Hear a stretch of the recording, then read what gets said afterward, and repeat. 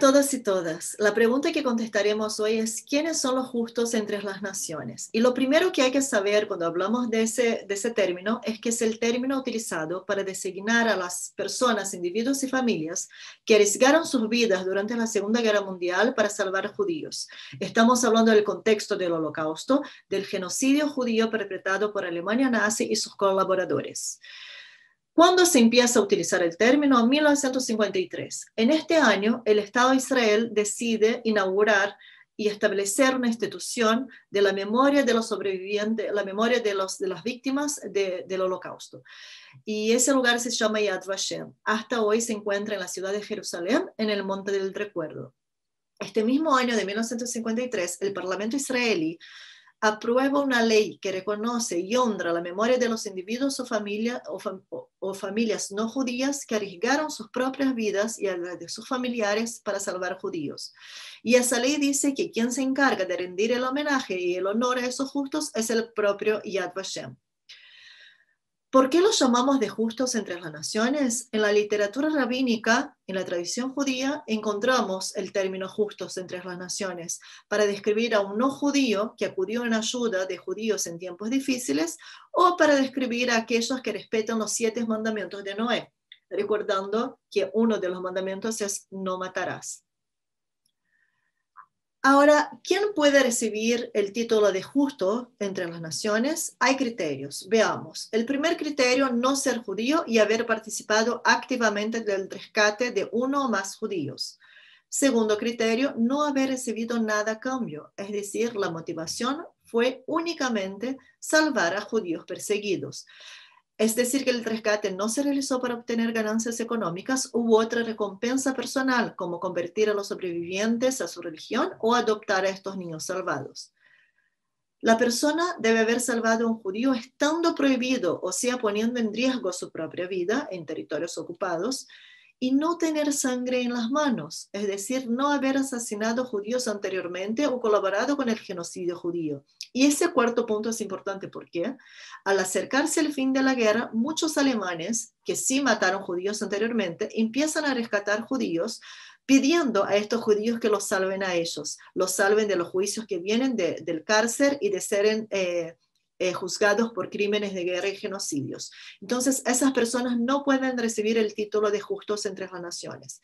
Y no menos importante, es que debe haber evidencias de que esa persona de facto salvó a judíos, sea por testimonio de sobrevivientes, sea por algún documento que establezca la naturaleza del rescate y las circunstancias del mismo.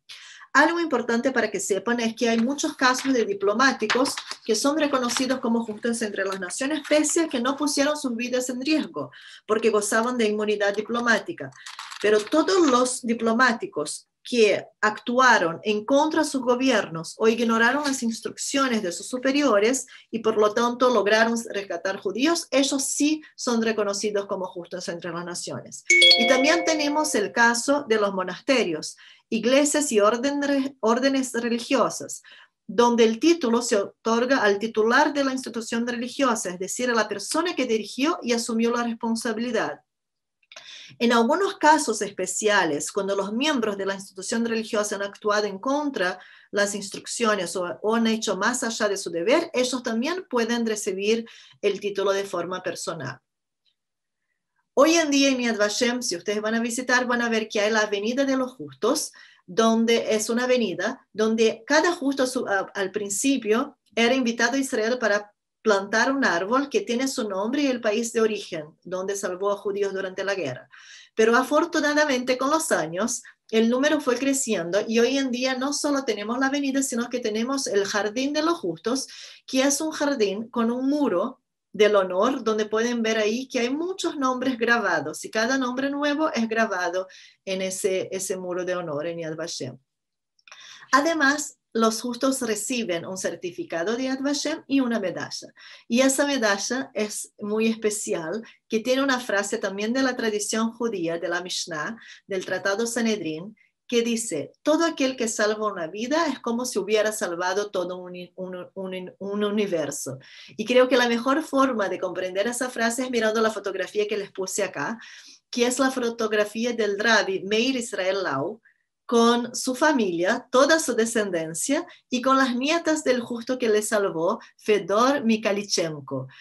Cuando uno mira esa foto y ve que de una sola persona se multiplica, ¿no?, la descendencia, comprende el peso que es salvar una vida y la luz que fueron esos justos entre las naciones, que fueron salvando así de una manera, cada uno con su granito, salvando muchos universos. Vamos a los números. Yad Vashem trata de todos los años ir actualizando los números de justos. En la última actualización que tenemos, el de 1 de enero de 2020, donde hay 27.712 justos. Y es importante resaltar que ese número no necesariamente es la cantidad exacta de salvadores de judíos, sino que reflejan los casos reconocidos por Yad Vashem. Mirando el mapa de los salvadores, ¿no?, tenemos Polonia con 7.112, es el país con más justos, Holanda con 5.851 y Francia con 4.130. Importante reconocer que era distinto salvar judíos en Europa Oriental y Europa Occidental. En Europa Oriental la pena era pena de muerte, no solo para la persona que la salva al judío, sino para toda su familia. E infelizmente tenemos muchos casos de familias polacas que fueron asesinadas enteras junto con los judíos que trataban de salvar. Y no sobrevivieron ellos a la guerra ni a los judíos que trataron de salvar. Mientras que en Europa Occidental tenemos los casos, la pena no era de muerte, sino que la persona que salvaba a judío era mandada a campo de concentración. Infelizmente muchos encuentran la muerte en el campo de concentración y serán asesinados, pero también tenemos muchos que lograron sobrevivir a la guerra.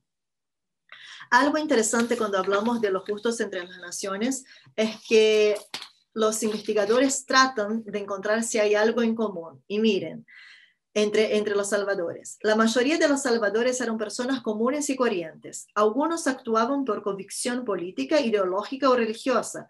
Otros no eran idealistas, sino meros seres humanos a lo que les importaba la gente a su alrededor.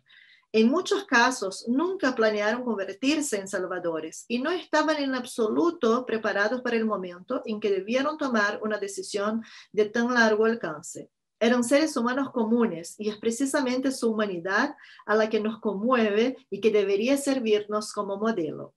Hay entre ellos cristianos de todas las denominaciones e iglesias, musulmanes, agnósticos, hombres y mujeres de todas las edades, provenientes de todos los estilos de vida, altamente educados, así como campesinos analfabetos, figuras públicas y marginales, ciudadanos y granjeros de los más remotos rincones de Europa, profesores universitarios, maestros, médicos, clérigos, enfermeras, diplomáticos, trabajadores no calificados, sirvientes, miembros de la resistencia, policías, pescadores, un director del zoológico, el propietario de un circo y mucho más. Al final, el único común denominador que se encuentra es la humanidad y el coraje que pusieron en juego en la defensa de sus principios morales.